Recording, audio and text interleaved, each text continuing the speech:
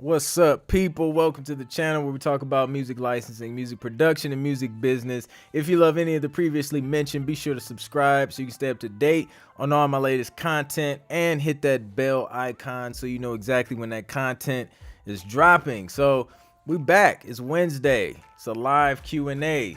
So let me know where you're from. Let me know what questions you have. We're hanging out for like the next hour or so, just chopping it up about what we usually talk about. So today, man, I had to get my life together, man. I was so unorganized. Like, I've been so busy with like multiple projects that like my main session folder was just crazy. I was on IG talking about it not too long ago. So yeah, I just had to take time to like sit down. I wanted to create, but I couldn't, because like when things start getting cluttered, it's hard for me to work. So I had to kind of get reorganized, prioritized, and now I'm back ready to go and ready to knock some stuff out because I know what's what. Shout out to April. April is back, coming over from Instagram. So yeah, man, for the people coming in, let me know where you're from. Let me know what you do. Yeah, and we here. We are here. Shout out to Ecam, man. I think Ecam done got their act together.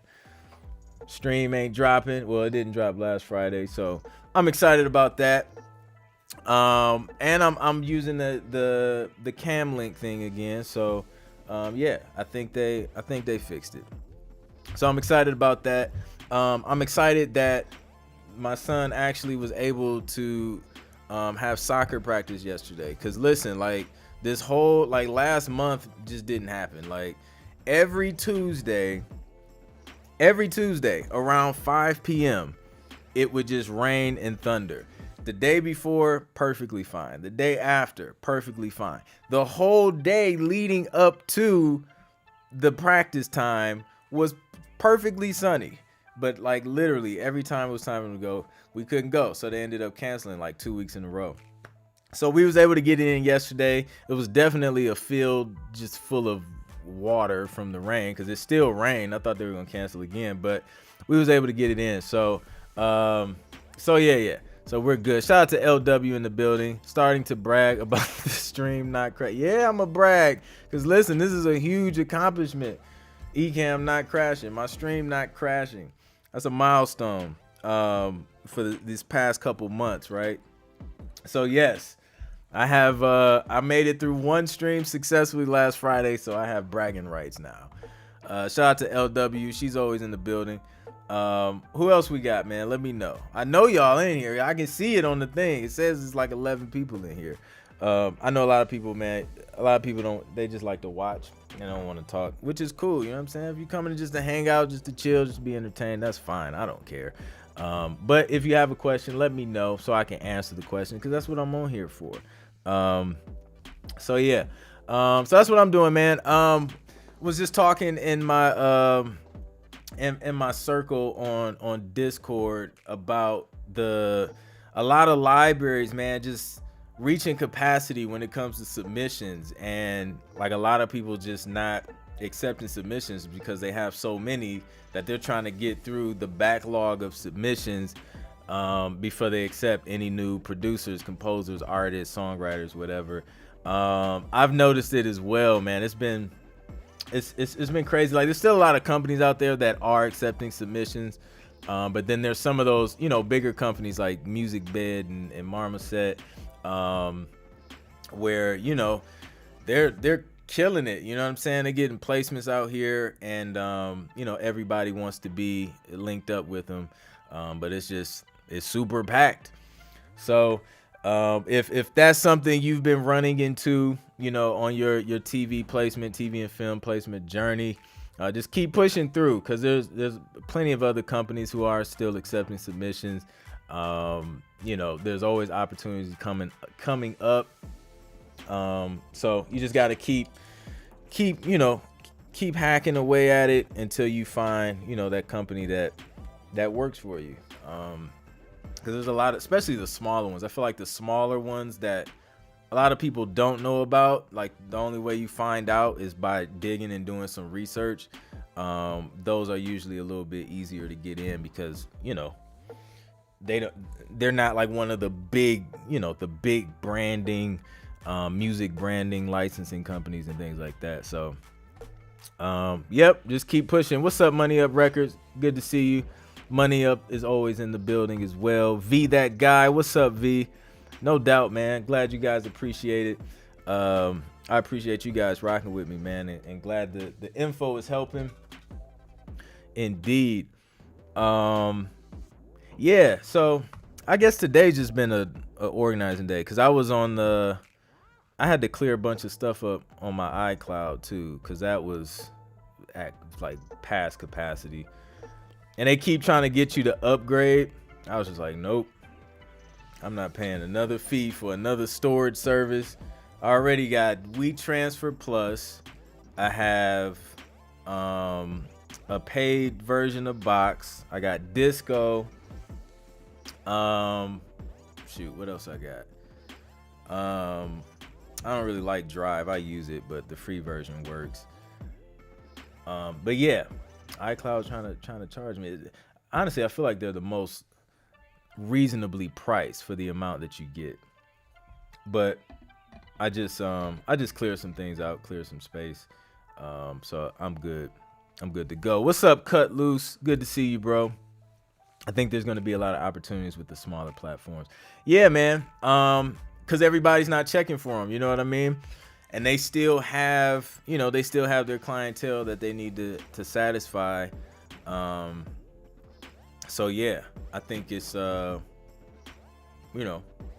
think it's dope, man, dude. So I'm gonna, what's today? Wednesday. There's a post that's gonna be coming out on my Instagram page. If you guys don't follow me on Instagram, make sure you follow me at ClintMusic. But there's gonna be a post. Shout out to my guy Lorenzo, man. And it's dope because the approach that he took when reaching out to a music supervisor was really, really dope.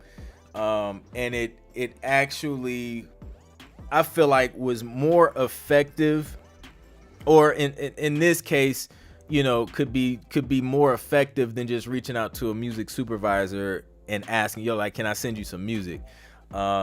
Especially if you haven't established like a relationship with that person. But the approach in this situation was really dope, because instead of asking, can I send you music, and the supervisor, possibly saying yes, likely saying, well, I only go through certain people, or already have a team that handles that. The question was asked, it was, what was it? It was, what music libraries do you typically work with, or do you go to when it comes to, getting your music for the projects that you work on? That question right there, that's the gem. Like, that question is the gem.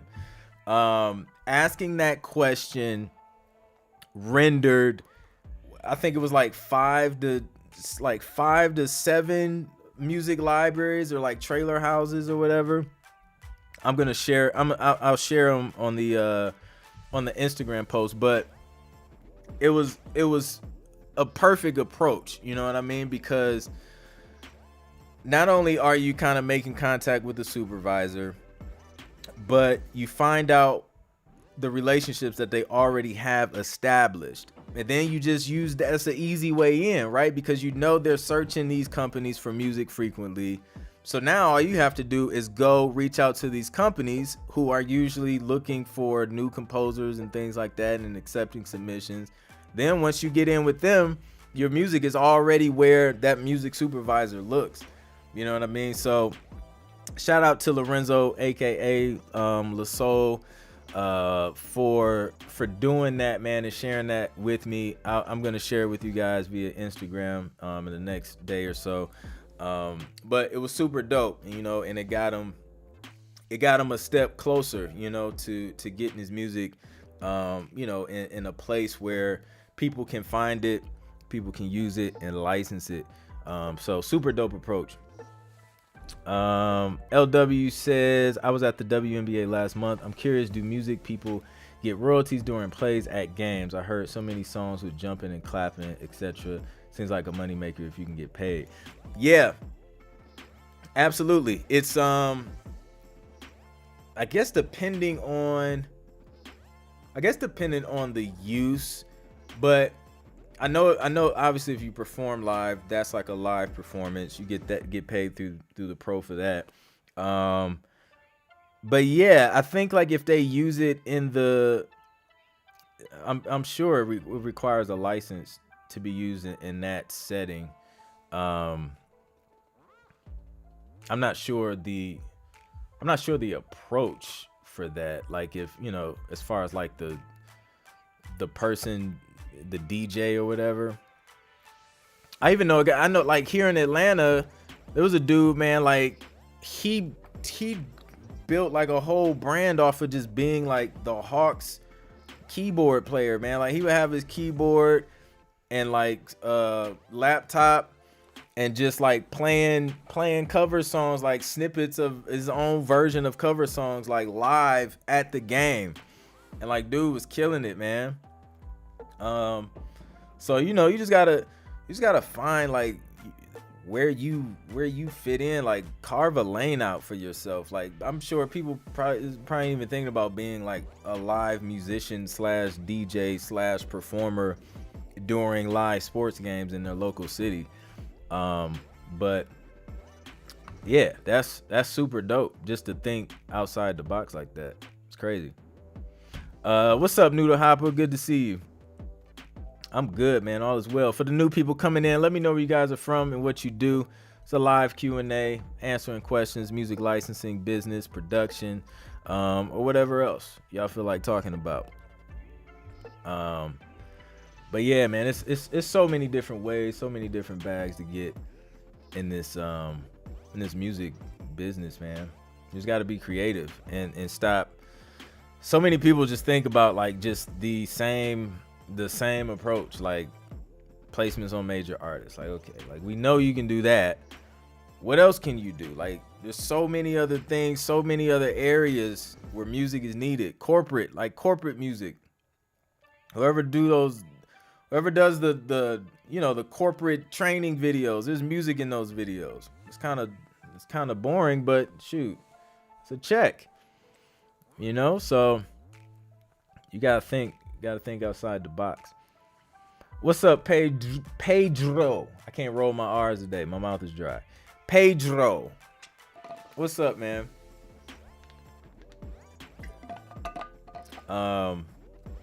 What else? Elevator music type stuff. We talked about restaurants and all that stuff. We talked about children's music on Instagram a couple days ago. That's a lane. Shoot, man, it's so many different things. No problem, man. I took Spanish in high school. I took like 2 years, and I was pretty good. I got straight A's. And then what was it? It was senior year. My Spanish teacher was trying to get me to take Spanish 3, and I was like, no, ma'am. I'm trying to get out of school early. I should have took it though, man. I was doing good. I should have took it, and then I should have did some type of study abroad and used it. But it's all good, man. What's up, Creative? Good to see you, bro.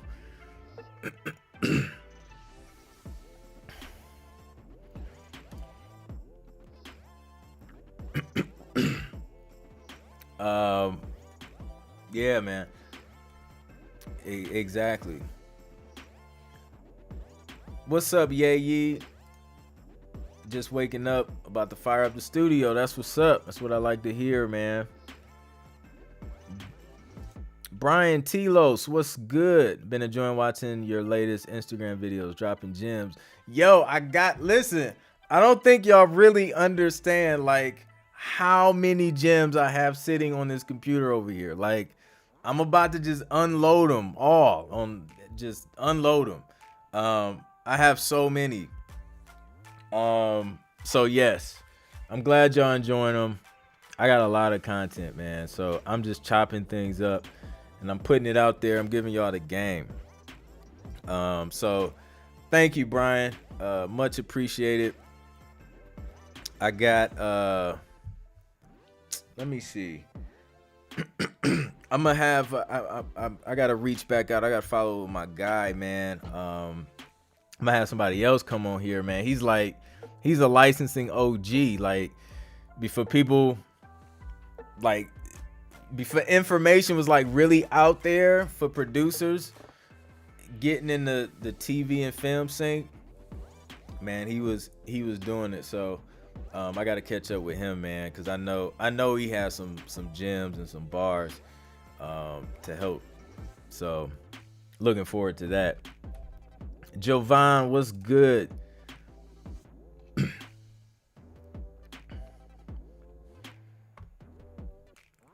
What's good? So yeah, so I gathered up some tracks, man, that I'm about to start sending out to start working for me, and maybe even use some to reach out to some new companies. Yeah, and see what's up, man. Rose City Rider, what's good? I think this is the first question of the day. What's your opinion on workstations such as the Yamaha Mo DX and Roland FA06 versus just a MIDI controller like Complete Control? I'm thinking of getting one.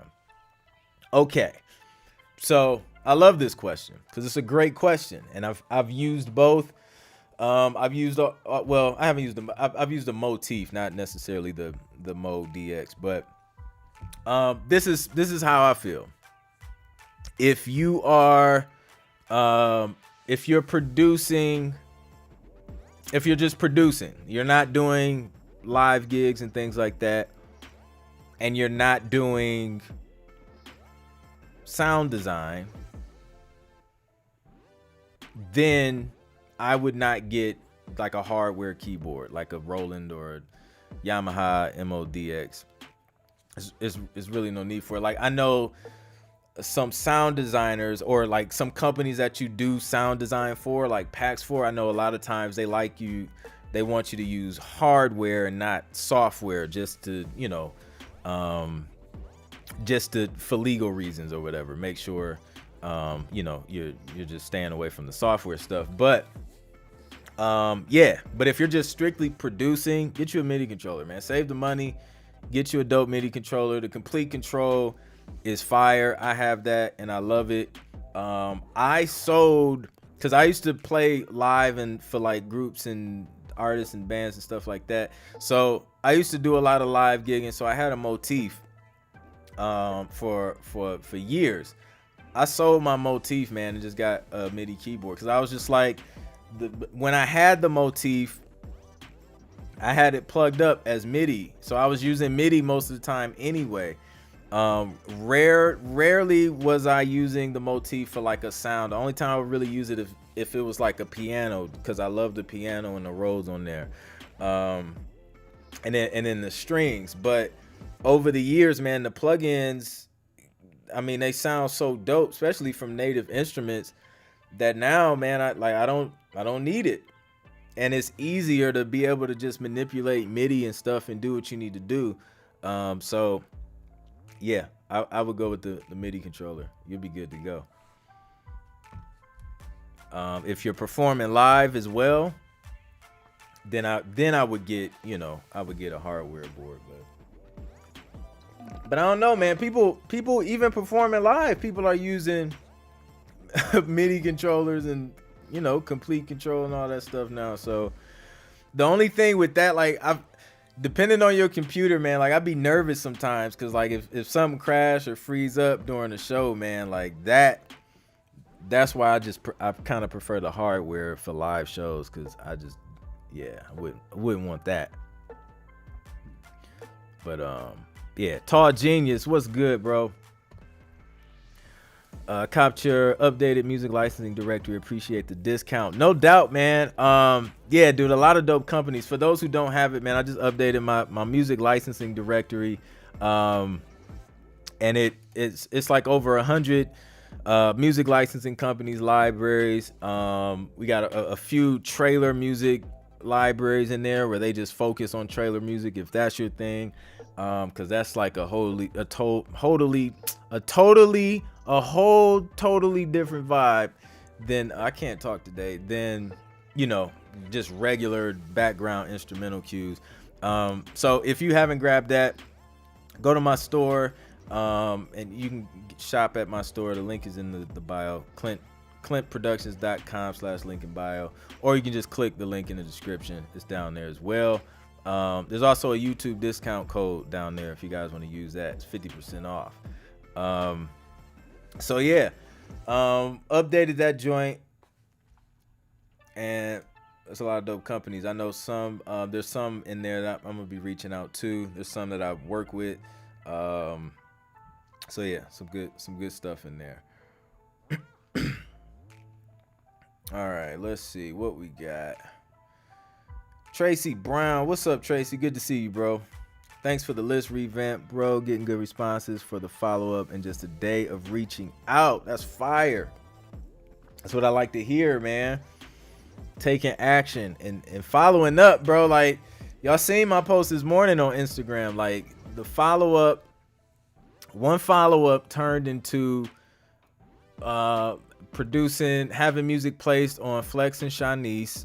I think it might have been like a couple seasons, as well as like 3 years of placements on NAACP Image Awards. Just from following up, like, because the initial conversation with the particular publisher, it was a good conversation. You know, it was like, yeah, like, I'll send some stuff over, cool, I'll let you know, I'll hit you back, let you know what I think or whatever, blah blah blah. So it was all cool, and then like communication dropped like for a couple months, and I think it was close to the holiday season as well. I usually don't like to bother people too much, so I waited till after the New Year's and then follow back up. Come to find out, dude had like, it was like some family issues or something that had happened, and then the holidays, and then it was just life, man, just got busy. But me following up with them, tapping them on the shoulder like, hey, here's some more music, or just following up on our last conversation. At that time he was actually in the middle of a couple projects, and I got pulled in on that just from a simple follow-up. So follow up, man, like reaching out one time and then just brushing it off like, I didn't hear back. Like, well, did you follow up? You gotta follow up. It could stand between you and your next placement. Bro, extra dry. Excuse me. I'm torn between Ableton versus Logic. I'm a Mac user. Is scoring necessary to learn for TV and film? No, not at all. I mean, you can make a career out of just doing background instrumental cues if you want. Just knock out a whole bunch of them and be consistent and just never stop sending those out. You know what I mean? If that's what you want to do. Yeah, I don't do a whole lot of scoring. Like, I've had a couple opportunities to score, but you don't have to. Like, it's like it's like another lane. Like, you have background instrumental cues, then you have like the scoring stuff, then you have trailer stuff, then you have like commercial and ads and like brand campaign stuff, and then you have full songs and movies and shows and things like that. So there's a few different approaches you can take, but if you don't want to score, you don't have to.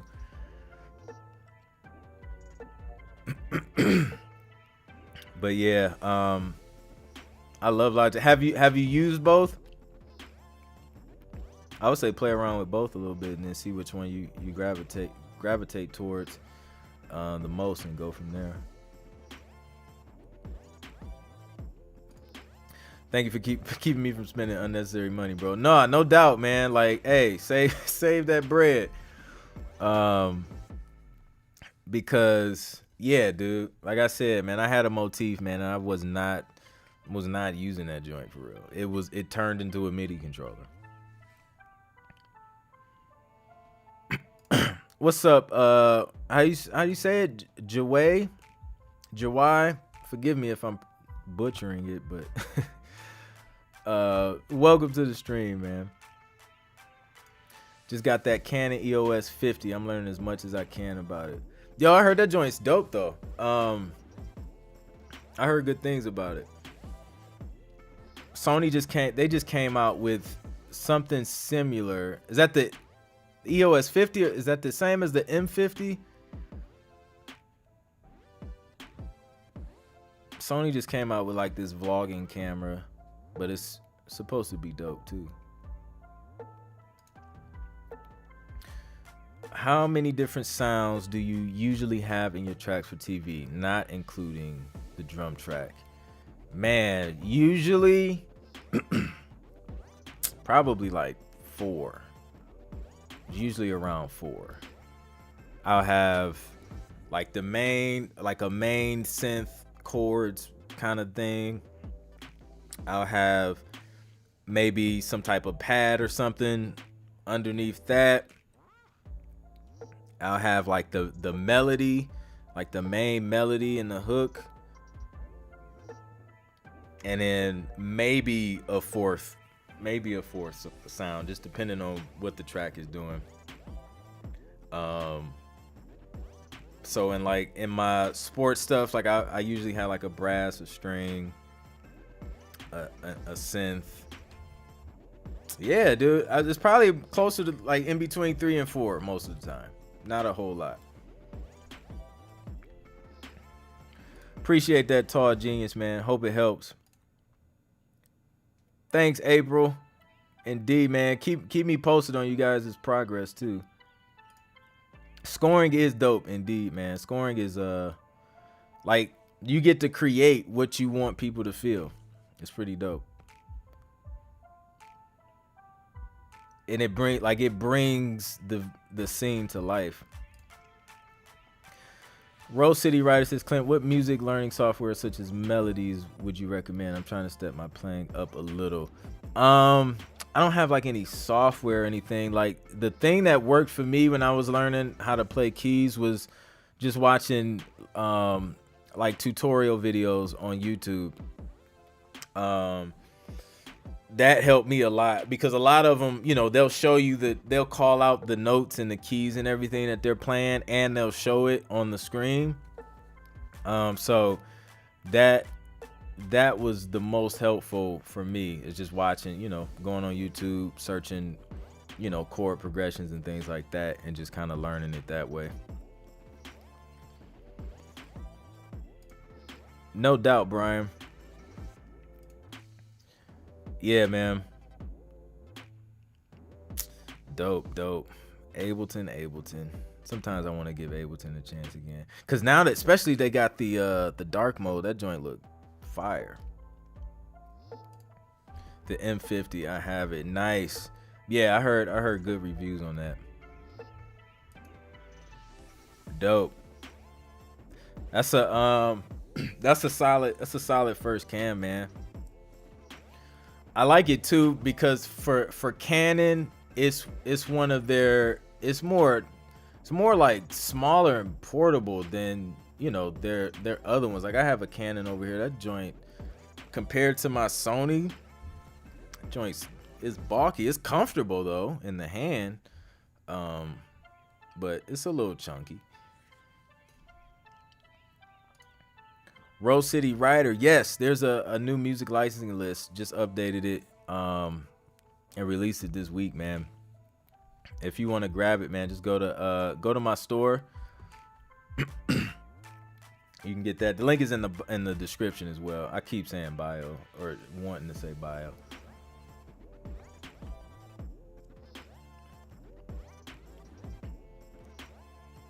All right, what's up, Bernard? Welcome to the stream. I'm interested in scoring. How do I go about learning more about it? Scoring specifically, man, YouTube. Like YouTube is like, I learned so much on YouTube.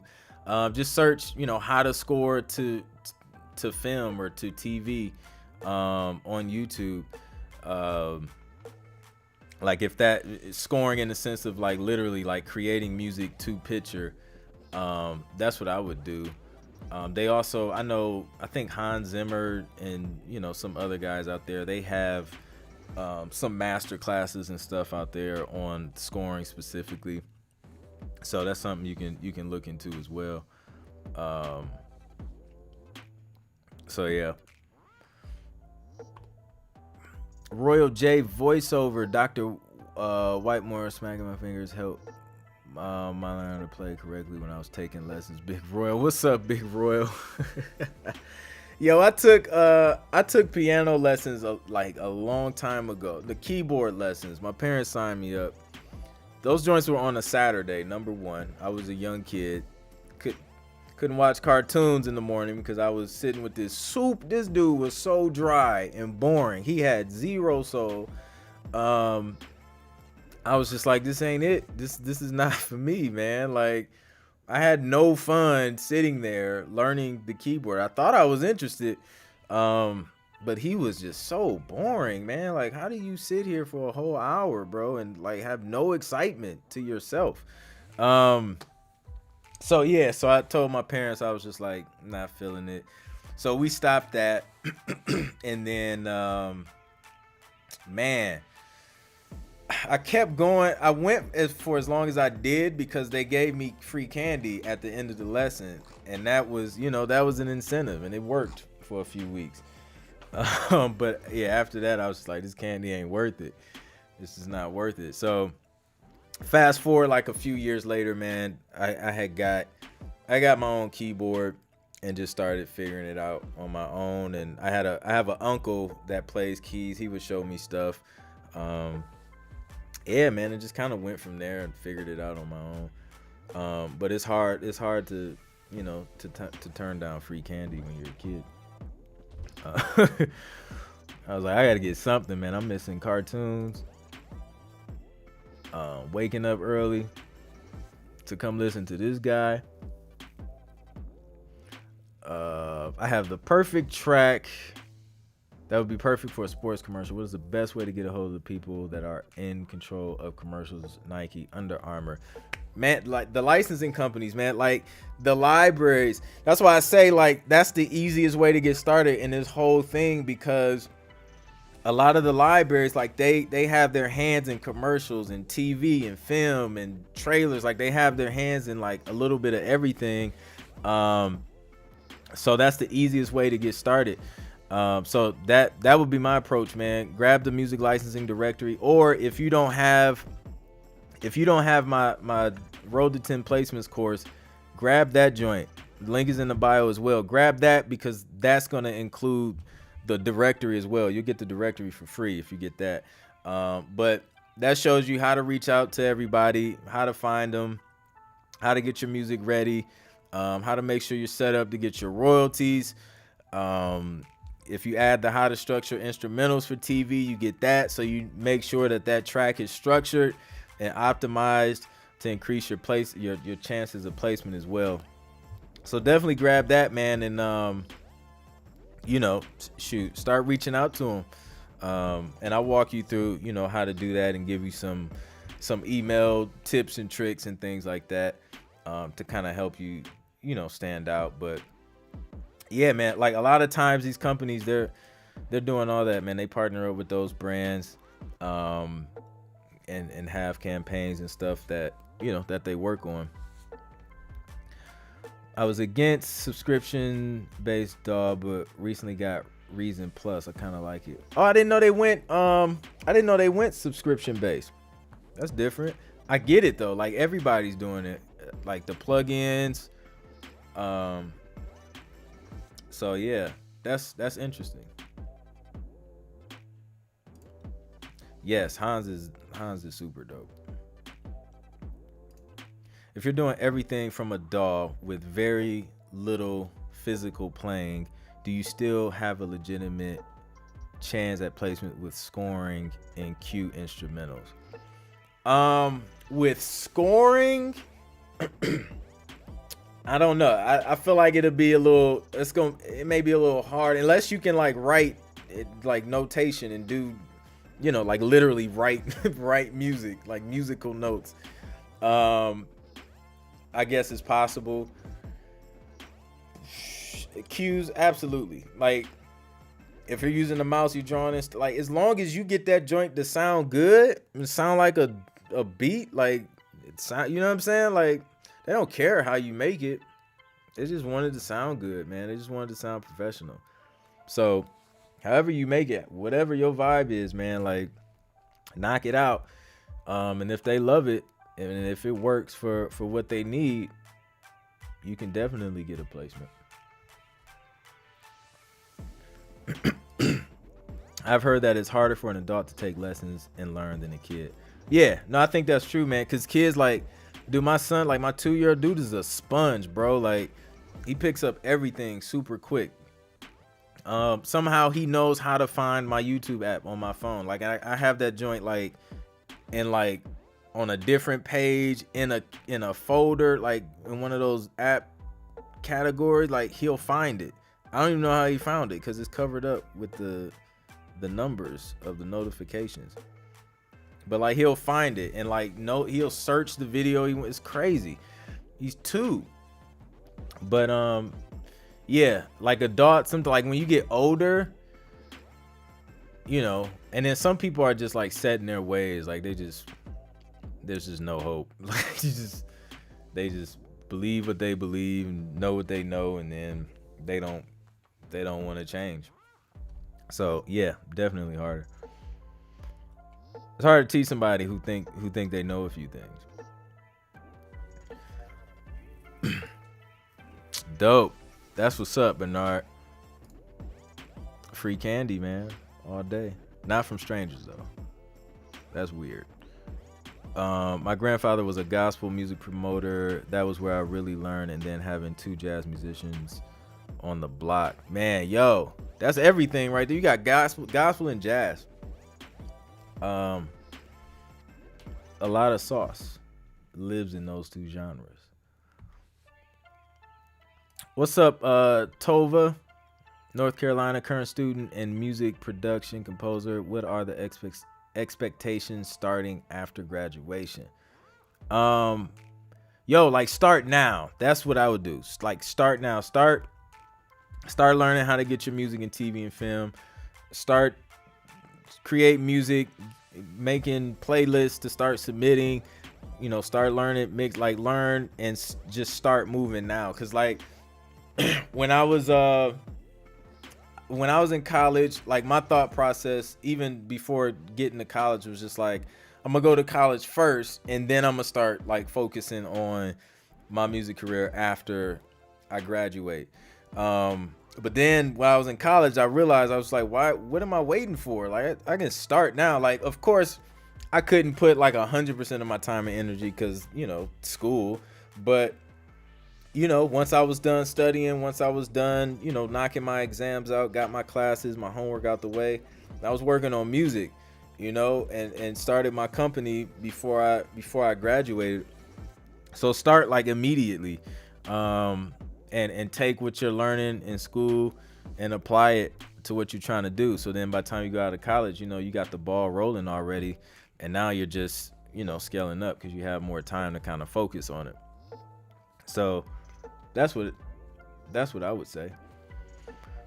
And just expect to go all in, man. Native instruments, keyboard makes it so easy if you can't play piano. Yeah. And there's a lot of, and a lot of the plugins too, man. Like they have like chord features and auto chord stuff to kind of help you out as well. Should I be set up as an LLC prior to any submissions? I am already registered with BMI. It's not mandatory. You don't have to be. You can do it. You just be an individual. Just use your social security number. But yeah, and then if you want to set up an LLC. Definitely do that with your company name. Then you'll have to, if you want them to pay you with the company name and with the EIN number, then you would just have to send them an updated W-9 with that information. But either way, the money's gonna come to you. Reason Plus give you access to Reason 12, but I don't really see the difference. Once we contact the music licensing companies, what should be our next step? Contact the next one, depending on what their response is. If they say no, then it's like, okay, hopefully they say no and give you a reason why. A lot of times they don't, but if they do give you a reason why, look into the reason why. See if there's some area for improvement, and then make those necessary adjustments, and then follow up maybe a month later with some new music, or the changes that they may have suggested. Sometimes they'll be like, yo, if you change this will work, and then just resubmit it. If it's just a hard no, we're not looking right now, just put a note down to say follow up with them, I don't know, a few months down the road or something like that. And then from there, just keep submitting. Just don't stop. You know what I'm saying? Like, don't stop submitting. Just keep submitting until people start hitting you back, until you start getting licensing deals. And then make a note to follow up. If you're following up and you got to the point to where you submitted music, follow up with new music next time.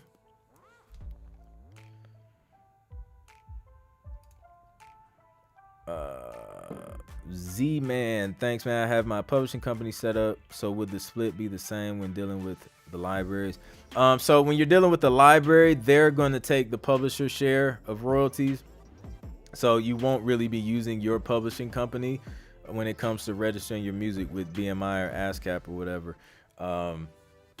They usually take that, unless there's some type of deal, some type of co-pub deal, or something like that. Or if you're dealing directly with a music supervisor and you're keeping like the whole pie, then that's when you would use your publishing company. Kids are geniuses. It's crazy. Do you mix your music during or after you make a track? A combo of both. Like a lot of times I'm kind of mixing on the go as well. Like while I'm creating, even when I don't even notice it, but then I like finalize everything once it's done. What's up, DJ Lana? Do you register your tracks for TV on Sound Exchange or just ASCAP? The publisher does whatever's necessary. Usually I know they do it for CSAC. Sound Exchange, I don't think they do. I know that's a different type of royalty, but yeah, I'm not sure on the Sound Exchange tip. Reese, appreciate you coming through.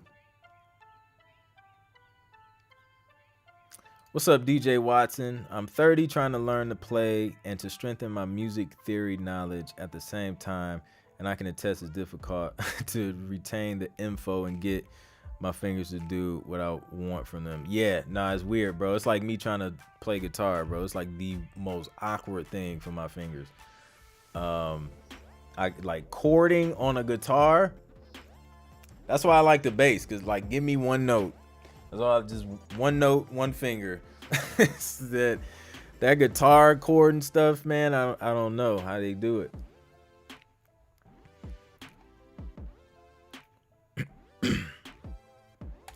Should play some recent production. Yeah, I think I will, man. I was just going through some stuff. April says Clint's urban mixing course is a must-have. Thank you, April. I appreciate that. Glad it helps. If a company says they want exclusivity but have not made offer for the track, Do I keep submitting until someone does? What if I get more than one offer and they both want exclusivity? This is a great question.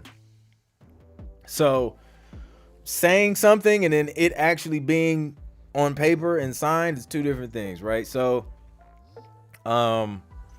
if a company says we want it exclusively, now it's up to you to be like, okay, that's fine. Then usually they'll send you the paperwork for you to sign, things like that.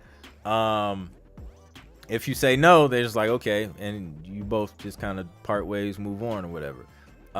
So say you take one track and you're in the submission phase and you submit it to like 5 different companies and 2 or 3 hit back saying they want exclusivity.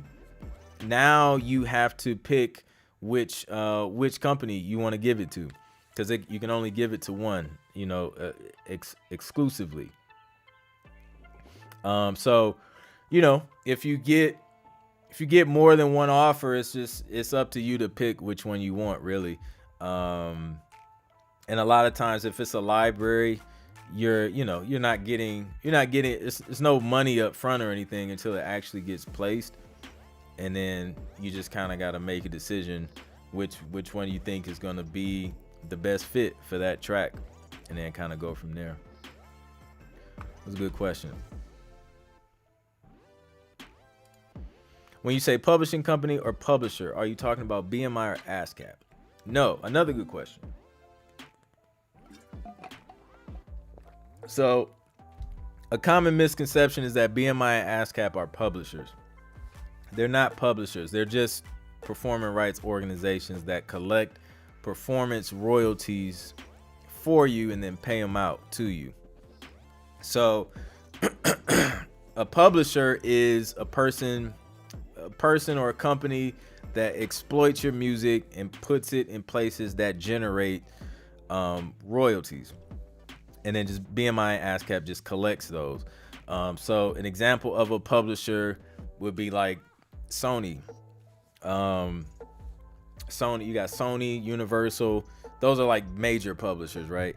A music library is a publisher. So Jingle Punks would be a publisher. They have like a publishing company that's affiliated with ASCAP and BMI, so that if I have a track that's accepted into Jingle Punk's music library, Jingle Punks registers that song through their publishing company. Since I'm with CSAC, they have a publishing company affiliated with CSAC. So they'll register that track, they'll put their publishing company down as publisher, and they'll put me down as a writer.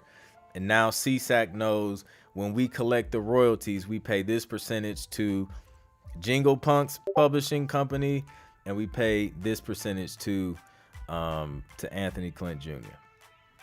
So that's how that works. They just collect royalties. They're not like, if your music is registered on those platforms, like, they're not going to they don't pitch your music for you.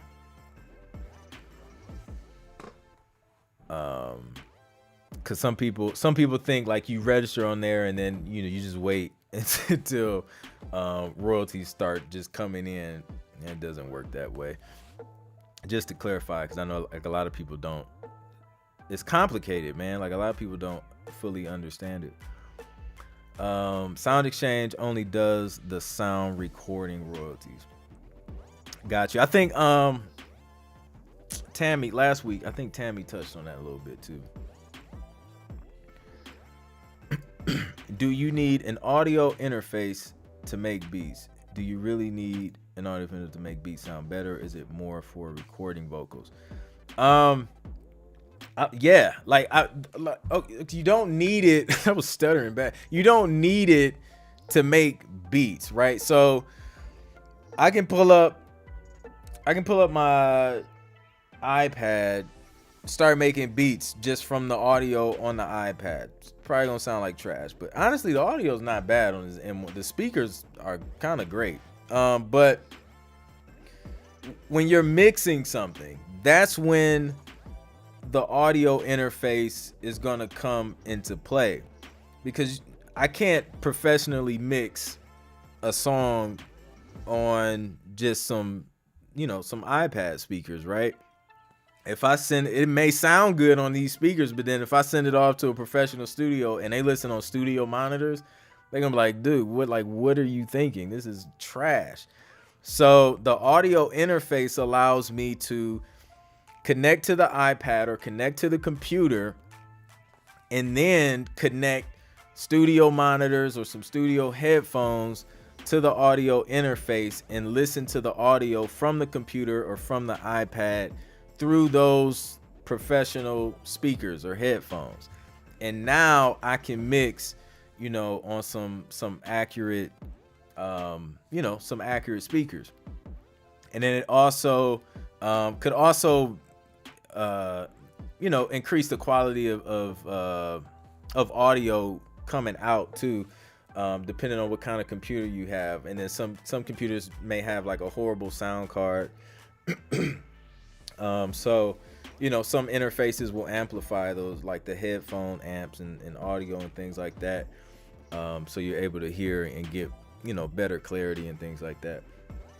So it's kind of an important piece to the production setup, because you need to, if you're mixing and stuff, you need to be able to hear, what you're doing, on some decent stuff. But I'm sure there's somebody out there with a laptop and some headphones plugged directly into the laptop cooking up, and they probably getting placements too. So I'm not gonna say, you can't work without an interface, but it's ideal for sure. Yeah, some DAWs require you to have an interface. Yeah, I remember, man, Pro Tools for the longest, you had to have the M Audio interface just to open Pro Tools. They changed it now. Now you can use whatever interface you want, but back in the day, man, like they had that joint locked down. Like it's not opening until that interface is plugged in and working.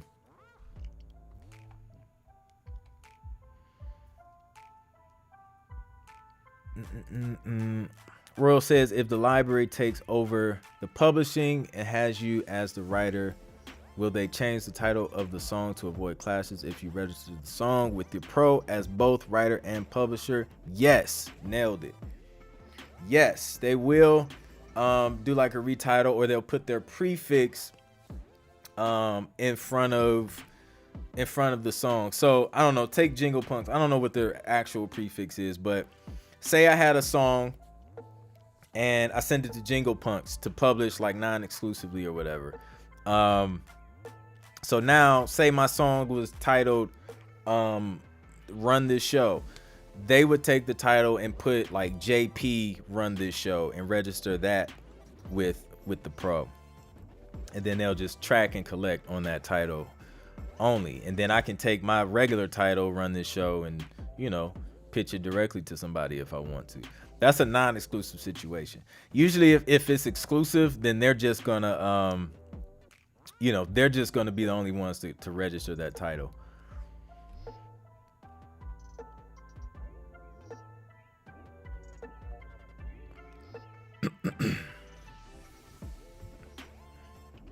Yeah, Pro Tools was definitely tripping, man. Got the digit, yo, that was the joint. I wanted one of those. I had the, which one? I had the Inbox 2. One day it just stopped working on me.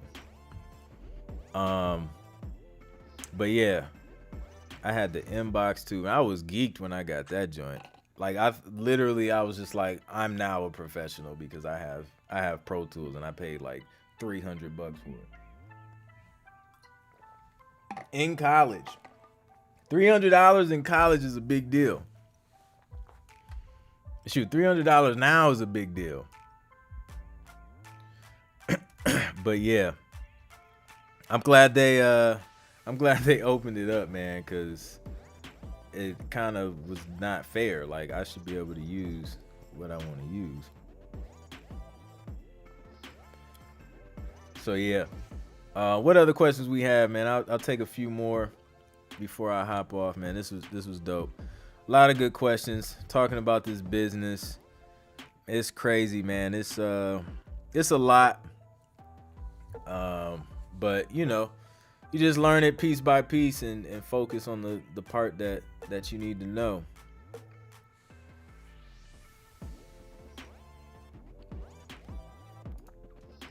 Yeah. It was a good time. That was around the time though, like I seen a couple people using Logic. I wasn't really hip to it. But like Logic was like this DAW of the elite.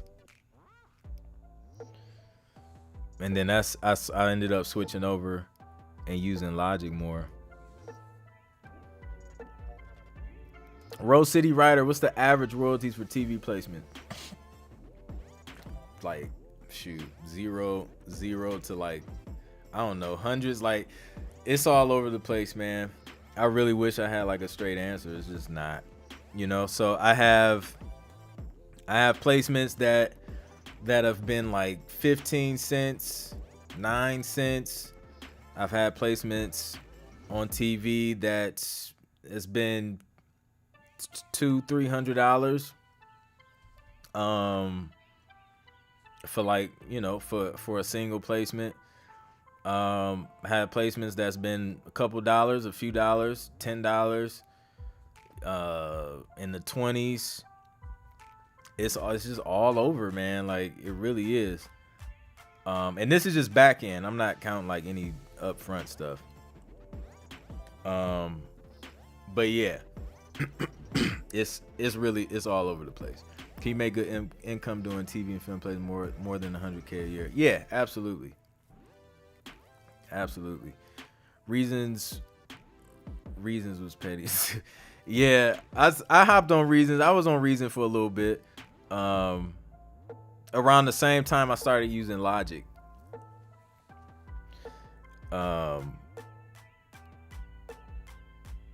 Will you get a copy of the cue sheet when your song is used?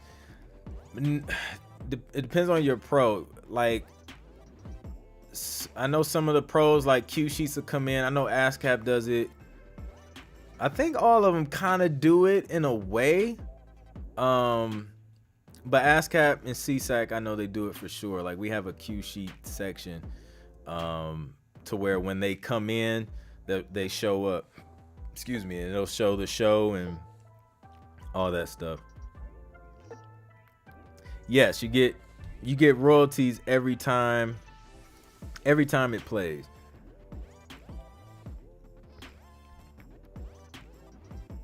Which is the dope part.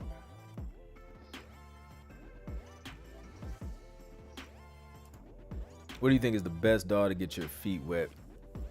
It depends on you and like the kind of workflow you like. We were talking about Magic's Music Maker. I feel like if you're on Mac, I feel like depending on how deep you want to get into it, GarageBand is a great place to start on Mac, and then you can upgrade to Logic.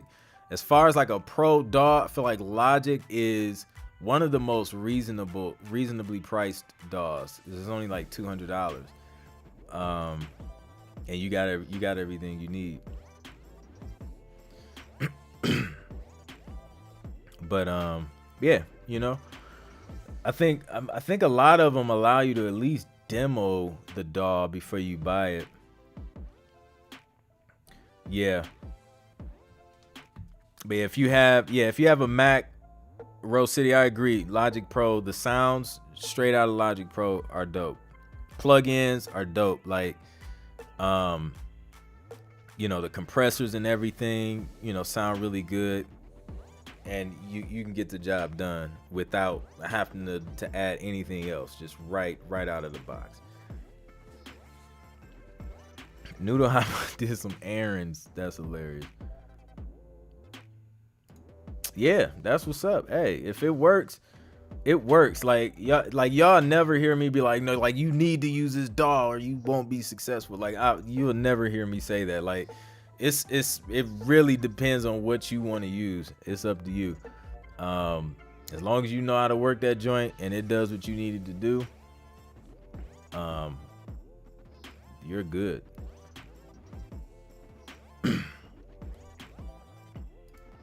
I like Ableton's smooth workflow. Man, I wish I knew. I wish I knew how to use it. I'm rocking Studio One now because I've grown my VST. Studio One is dope. I forgot about Studio One. I used that for a little bit too. I liked it.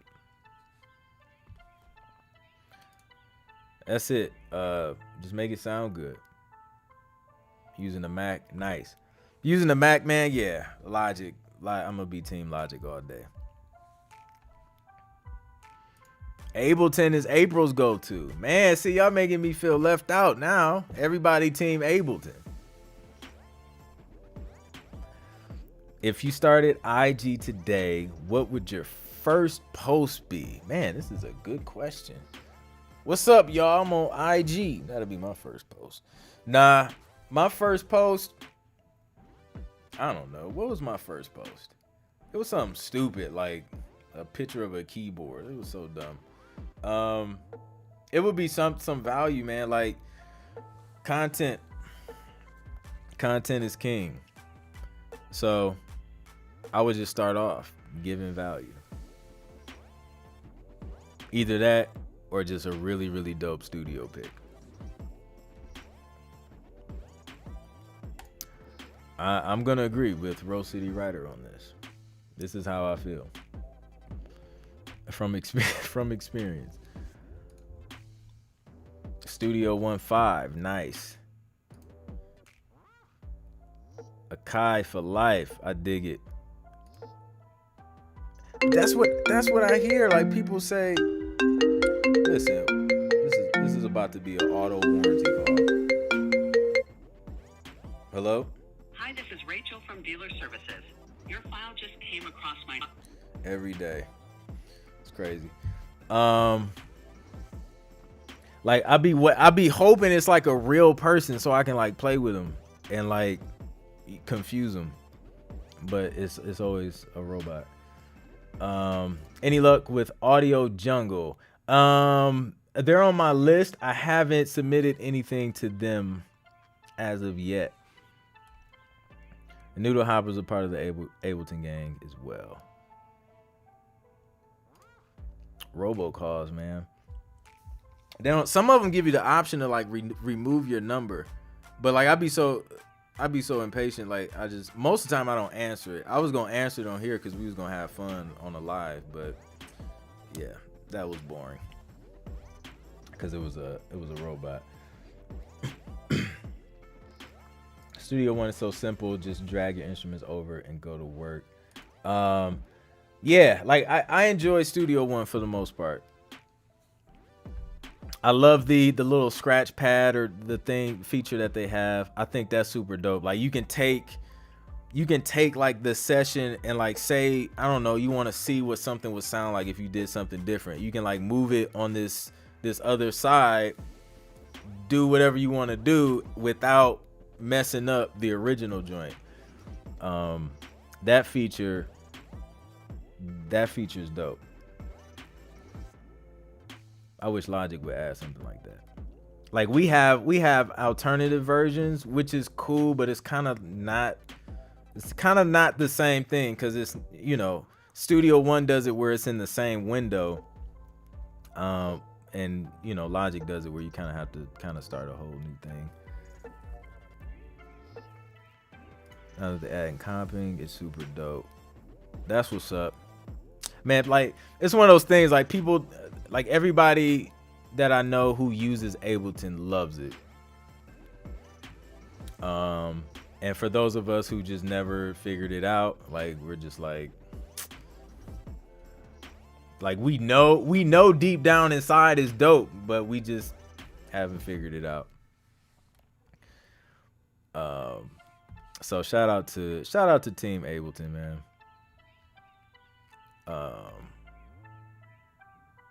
I think it looks so like I think it looks so dope. Like just the possibilities. I just look at it and be like, man, the possibilities, and then that's it. Chord track. You can have your bass line filled with chords and stay in key. That's fire.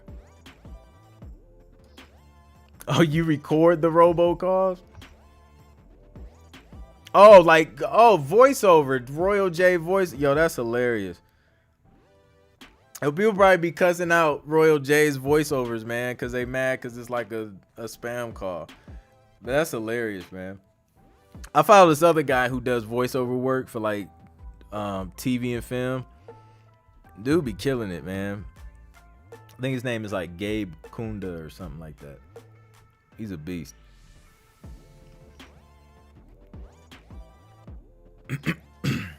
They had an advantage when they was the first in the scene with warping, but now other dolls have that feature that are easier to use. Ah, I see. Yeah.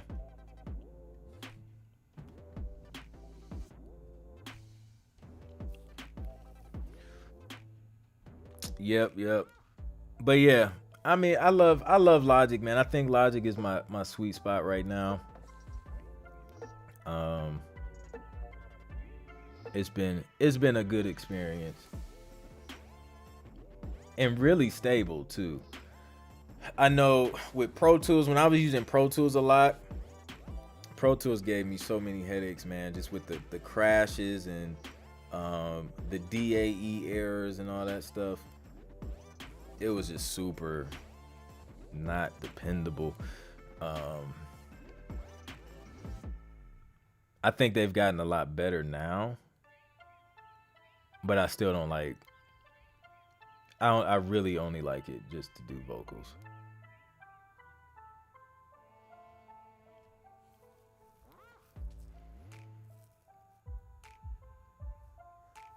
So yeah.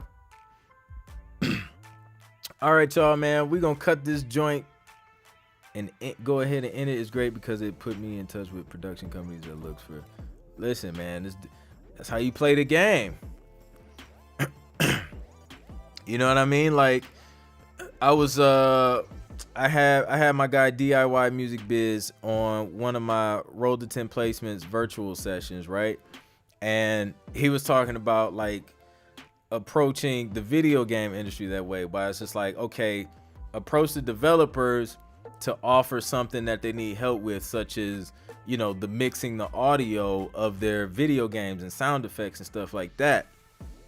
And then you're helping them out there, and then they're not thinking about music, and then you bring up, you know, what if you added this or whatever, and now you got your music in there. So it's just like finding different ways to be valuable, and to serve others, and then as a result, you know, you can find another way in, another door in, and you know, things can naturally come up in conversation, even if you're not initially doing music. So you just kind of got to be creative. But yeah, man, I appreciate you guys coming through. If you haven't already, please be sure to like, share, and subscribe. And also, if you're trying to learn how to get your music placed in TV and film, I have all the gems in this link. The link is in the description. The 50% off YouTube code is down there to use at shop.clintproductions.com. So that's my store where I have sound packs and other courses and things like that. So make sure you guys take advantage of that today only. And yeah, I'm out, man. I'll catch up with y'all Friday, because I'll be back on here. We're doing a live song review, seeing if your music and beats are ready for TV and film. So if you want to get on that list to submit to that as well, make sure you're on my email list. You can get on there just downloading the free 6-step guide. That'll get you on my email list, and then Thursday I'll shoot you an email with the instructions on how to do that, and then we'll get it popping. So all right, y'all have a good rest of the week. Happy hump day, and yeah, let's get it. Let's get these TV placements.